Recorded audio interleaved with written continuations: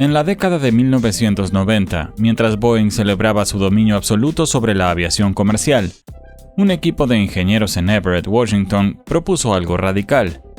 Lo llamaron el Sonic Cruiser, una aeronave diseñada para volar a Mach 0.98, justo por debajo de la velocidad del sonido, cubriendo rutas transatlánticas entre un 15 y un 20% más rápido que cualquier otra cosa en el cielo. El concepto era impactante. Una configuración de ala delta, fuselaje de materiales compuestos y canards delanteros que parecían sacados de un hangar militar, no de una terminal de pasajeros. Las aerolíneas expresaron un interés intenso. Boeing destinó recursos significativos en investigación y desarrollo. El proyecto representaba el futuro del vuelo, la prueba de que Boeing aún podía liderar mediante la audacia ingenieril en lugar del refinamiento incremental. Entonces el mundo cambió. Los precios del combustible se dispararon. Las aerolíneas exigieron eficiencia por encima de velocidad. Boeing archivó el Sonic Cruiser en 2002 y redirigió su tecnología hacia lo que se convirtió en el 787 Dreamliner, una aeronave optimizada para el consumo de combustible en lugar de la velocidad. Durante más de 2 décadas desde entonces, la industria de la aviación ha aceptado una verdad dolorosa. Boeing innova de forma reactiva, no proactiva. La empresa que una vez definió la aviación comercial mediante la ambición de ingeniería desde cero, desde el 707 al 747 y al 777, no ha lanzado un programa de aeronave comercial verdaderamente nuevo desde el 787 en 2004. Ahora, en 2026, la junta directiva de Boeing supuestamente enfrenta la decisión de producto más trascendental en los 109 años de historia de la empresa. Si lanzar una aeronave de mercado medio ampliamente conocida como el 797, o un reemplazo desde cero para el 737, o algún híbrido entre ambos. Pero esto es lo que no tiene sentido. Boeing acumula aproximadamente $54,000 millones en deuda total. La empresa registró una pérdida neta de $11,800 millones en 2024, un beneficio de $2,200 millones en el 2025. El 737 MAX todavía enfrenta límites de producción impuestos por la FAA. El 777X lleva años de retraso sobre el calendario previsto. El director ejecutivo Kelly Ortberg ha declarado públicamente que Boeing no está lista para lanzar nada nuevo. Sin embargo, cada ejecutivo de aerolínea, cada fabricante de motores y cada estratega de Airbus observa esta decisión con intensa atención. Entonces, ¿cómo puede una empresa que tiene tantos problemas entre manos definir los próximos 30 años de la aviación? Para entender por qué la decisión del 797 conlleva un peso tan extraordinario, necesitamos comprender por qué se permitió que esta brecha en el mercado se formara en primer lugar. Boeing descontinuó el 757 en 2004. La aeronave había sido un caballo de batalla, con capacidad para aproximadamente 200 pasajeros y un alcance de entre 6.300 y 7.200 kilómetros, perfectamente adecuada para rutas transatlánticas y sectores domésticos largos. El 767, su primo más ancho, servía a mercados similares con mayor capacidad. Juntos dominaban lo que la industria denomina el segmento medio del mercado, rutas demasiado largas o demasiado concurridas para un fuselaje estrecho estándar como el 737, pero no lo suficientemente grandes como para justificar un fuselaje ancho como el 787 o el A330. Cuando Boeing retiró el 757, la suposición era sencilla. La familia 737 se expandiría hacia arriba, el 787 se extendería hacia abajo. La brecha se cerraría de forma natural. No fue así. La física era implacable. Un derivado del 737 podía añadir asientos, pero no podía añadir alcance de manera significativa sin un rediseño fundamental de la célula. El 787, aunque eficiente, transportaba demasiados asientos con un coste operativo demasiado alto para rutas con menor demanda. Las aeronaves que podían cubrir distancias transatlánticas no podían hacerlo de forma económica con 220 pasajeros. Las aeronaves que podían transportar 220 pasajeros de forma económica no podían cubrir distancias transatlánticas. La disyuntiva parecía permanente. Las aerolíneas se adaptaron, extendieron la vida de la envejecida flota de 757 mucho más allá de las expectativas originales. Desplegaron A321neo en rutas que realmente necesitaban más alcance. Aceptaron una economía subóptima porque ningún fabricante ofrecía la herramienta adecuada. Solo Delta Airlines opera más de 140 Boeing 757 y 767 que necesitan ser reemplazados en la próxima década. United Airlines se enfrenta a una transición de flota similar. No se trata de proyecciones de mercado abstractas, son decisiones de flota concretas que las aerolíneas necesitan tomar en los próximos 5 años, y Boeing no tiene nada que ofrecer para ello. Luego, el 30 de octubre de 2024, ocurrió algo que alteró fundamentalmente la posición competitiva de Boeing. Iberia recibió el primer Airbus A321XLR, una variante de la familia A320neo con un alcance de 8.700 kilómetros, suficiente para cruzar el Atlántico con la economía de un avión de pasillo único. En cuestión de semanas, Iberia operó el primer vuelo comercial transatlántico de la aeronave desde Madrid a Boston el 14 de noviembre. El A321XLR no solo entró en servicio, validó toda una estrategia. Las aerolíneas ya habían pedido más de 500 unidades. American Airlines, United Airlines, Aer Lingus, Iberia y otras realizaron pedidos, pero el A321XLR tiene limitaciones y estas revelan exactamente por qué el concepto del 797 se niega a morir. El A321XLR, dependiendo de la configuración del operador, transporta aproximadamente entre 140 y 200 pasajeros en una configuración de pasillo único con 6 asientos por fila. En vuelos que superan las 8 horas, esa cabina estrecha se convierte en una debilidad competitiva. Los pasajeros se sienten más apretados. Las aerolíneas que operan servicios premium transatlánticos pierden la experiencia de doble pasillo que los viajeros de negocios esperan. Esta es la brecha que el 797 de Boeing fue diseñado para llenar. Un avión de fuselaje compuesto, doble pasillo con una sección transversal ovoide, utilizando tecnología de fabricación del 787 Dreamliner reducida a la economía del mercado medio. El concepto fue perfeccionado ya en el 2017. El NMA fue cancelado. Lo que Airbus construyó de forma incremental con el A321XLR, Boeing pretendía superarlo de un salto con ingeniería de diseño desde cero. Pero entonces la crisis del 737 MAX consumió a la empresa por completo. 2 accidentes fatales en 2018 y 2019 acabaron con la vida de 346 personas. La inmovilización mundial que siguió no solo detuvo las entregas del MAX, obligó a Boeing a redirigir recursos de ingeniería, alejándolos del desarrollo de nuevas aeronaves para concentrarlos en solucionar los problemas existentes. El director ejecutivo David Calhoun puso el NMA en pausa indefinida en enero de 2020. El lenguaje oficial hablaba de una reevaluación de diseño desde cero. La realidad práctica era más sencilla. Boeing no podía simultáneamente arreglar el MAX, certificar el 777X, gestionar el caos de la cadena de suministro y desarrollar un programa de aeronave completamente nuevo. Luego llegó el 5 de enero de 2024. Un Boeing 737 MAX 9 de Alaska Airlines sufrió el desprendimiento de un tapón de puerta a 4.900 metros de altitud.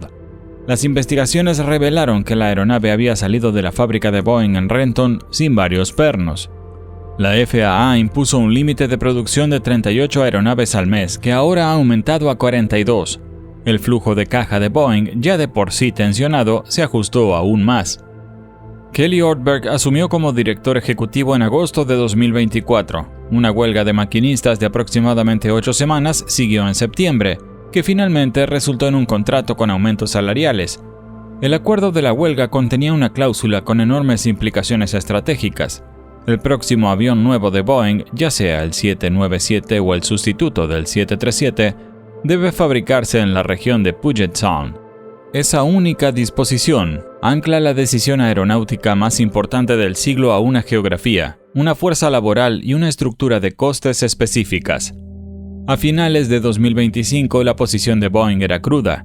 El 737 MAX 7 y el MAX 10 seguían a la espera de certificación, ahora prevista para 2026. El 777X se había retrasado nuevamente con la primera entrega anticipada ahora para 2027 y cargos antes de impuestos que superaban los $15.000 millones. Boeing estaba simultáneamente ahogándose en demanda y hambrienta de capacidad. Pero aquí es donde toda esta historia da un gran giro inesperado.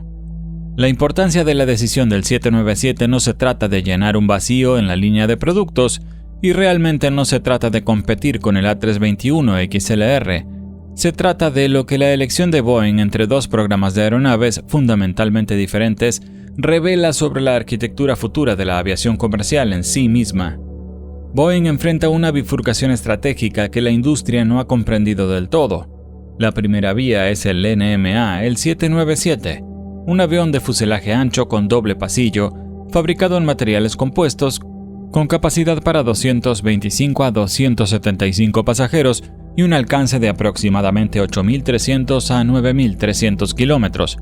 Este avión apunta directamente al vacío del mercado intermedio. Reemplaza a los envejecidos 757 y 767.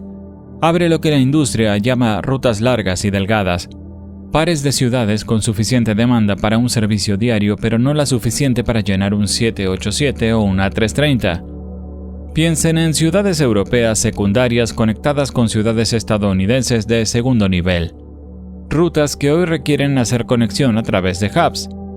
La segunda vía es el FSA, el futuro monosillar, un reemplazo diseñado desde cero para el propio 737 MAX.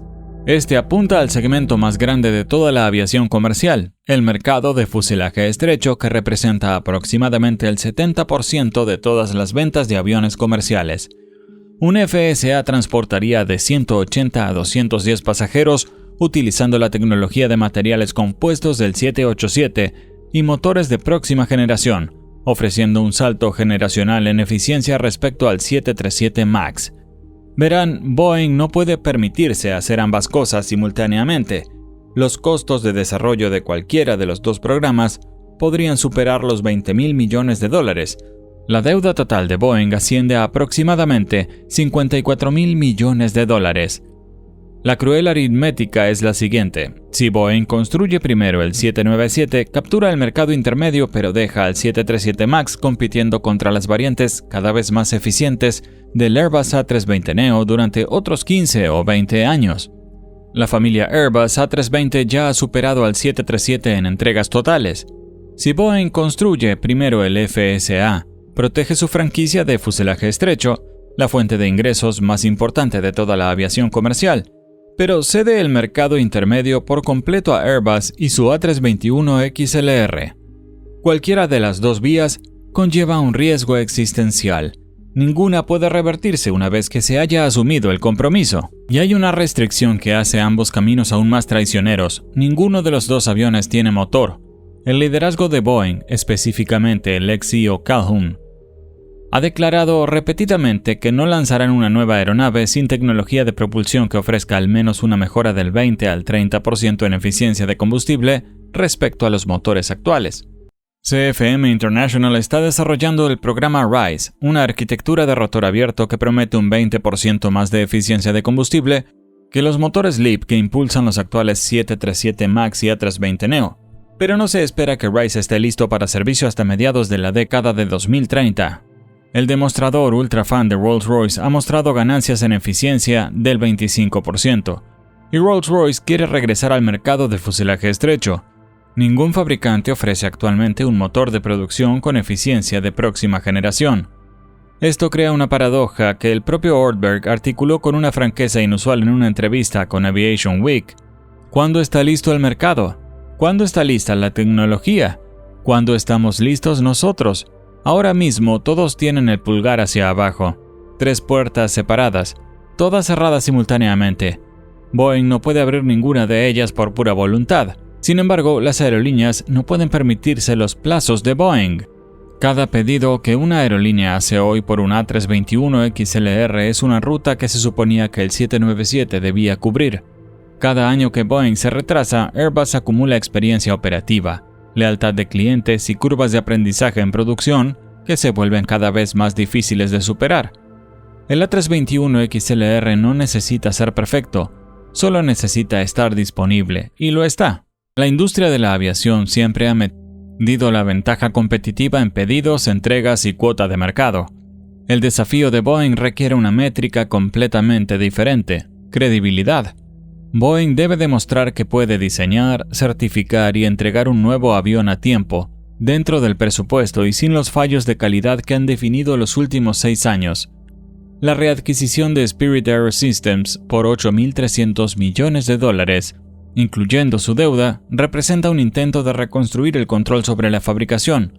La reciente restauración por parte de la FAA de la Autoridad de Inspección de Boeing señala que la confianza regulatoria está regresando lentamente. Los objetivos de producción de 47 unidades del 737 al mes para mediados de 2026 demostrarían estabilidad operativa, pero ninguno de estos hitos constituye un avión nuevo. La decisión del 797 no reemplaza el modelo hub-and-spoke. Airbus no va a desaparecer. El A321XLR no va a quedar en tierra. Las aerolíneas que operan 757 y 767 seguirán buscando soluciones provisionales. Pero lo que Boeing decida, y más crucialmente cuándo lo decida, determinará si el segmento intermedio del mercado pertenece a un avión de fuselaje ancho diseñado específicamente o a un fuselaje estrecho de alcance extendido durante las próximas décadas. Determinará si Boeing sigue siendo una empresa que define categorías en la aviación o una que responde a categorías que Airbus ya ha reclamado. Los motores aún no existen, el avión aún no existe. Cuando la junta directiva de Boeing finalmente se comprometa, ya sea en 2026 o más adelante, el anuncio representará más que el lanzamiento de un producto. Representará la prueba de que una empresa enterrada bajo $54.000 millones en deuda, tambaleándose por accidentes mortales, crisis de producción y convulsiones laborales, aún puede hacer lo único que justificó su existencia durante más de un siglo: construir algo genuinamente nuevo. Una sola decisión de Boeing puede cambiar la forma en que el mundo piensa sobre Boeing. La pregunta no es si el 797 puede redefinir la aviación de rango medio, es si Boeing está realmente preparada para descubrirlo. Antes de que te vayas, el algoritmo de YouTube piensa que te va a gustar este video a continuación. ¿Por qué no echarle un vistazo?